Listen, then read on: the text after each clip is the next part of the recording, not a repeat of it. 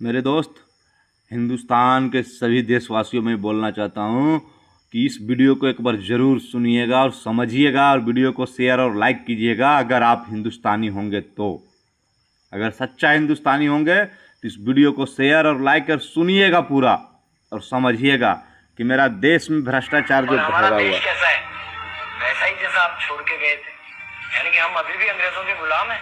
नहीं, अंग्रेजों से तो हमें 1947 में ही आजादी मिल गई थी। अच्छा, तो अब तो हमारे अपने लोग देश चलाते होंगे ना?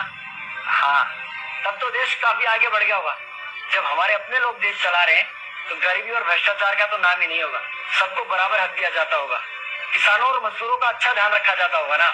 नहीं, ऐसा तो कुछ नहीं है। तो कैसा है बताना मुझे। कैसे हमारे अपने नेता, हमारे आजाद भारत के नेता, 100 साल हो गए मुझे गए हुए, बताना। हमारे अपने नेता वो तो अपनी जेबें भरने में लगे हुए हैं।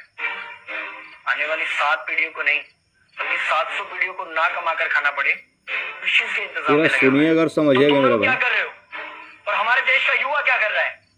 हम लोग तो इंस्टाग्राम पर रील्स देखने में बिजी हैं। यानी कि हमारी कुर्बानी का देश के लोगों पर कोई असर नहीं पड़ा। देश के लोगों में कोई देशभक्ति नहीं, कोई देश प्रेम नहीं। नहीं, ऐसा नहीं है।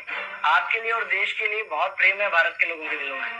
हर 15 अगस्त और 26 जनवरी को तिरंगा फहराते हैं, पूरे जोश के साथ भारत माता की जय बोलते हैं और आपकी डीपी भी लगाते हैं। और भारत और पाकिस्तान के क्रिकेट मैच के दौरान तो हमारी देशभक्ति पीक पर होती है। तुम इसे देशभक्ति समझते हो? तो फिर क्या है देशभक्ति? अगर तुम्हारी देशभक्ति समाज को सुधारने में, गरीबों को अच्छी शिक्षा या बराबर का हक नहीं दिलाती तो कोई काम की नहीं है तुम्हारी देशभक्ति। भ्रष्ट नेताओं और सरकार के खिलाफ आवाज उठाओ, लोगों को एकजुट करो। लेकिन अगर हमने सरकार के खिलाफ आवाज उठाई या नेताओं से सवाल पूछे तो हमें एंटी नेशनलिस्ट कहा जाएगा या हमें गद्दार करार दे दिया जाएगा। सुधरता है। 23 साल का था मैं जब अंग्रेजों ने मुझे फांसी पर चढ़ा दिया। मुझे तो आतंकवादी कहा गया था। अगर अब नहीं जागे तो ये देश सोता रहेगा।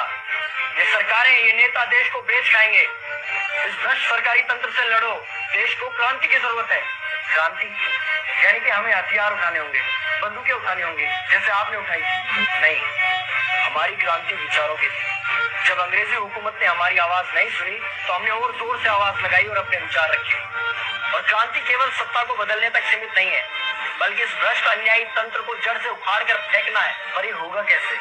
अपने आसपास से शुरुआत करो। जो भी तुम्हें भ्रष्ट नजर आए उसके खिलाफ आवाज उठाओ, एक्शन लो।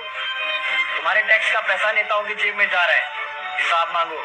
अपने वोट का सही इस्तेमाल करो, लोगों को जागरूक करो, देश को आजाद करवाओ।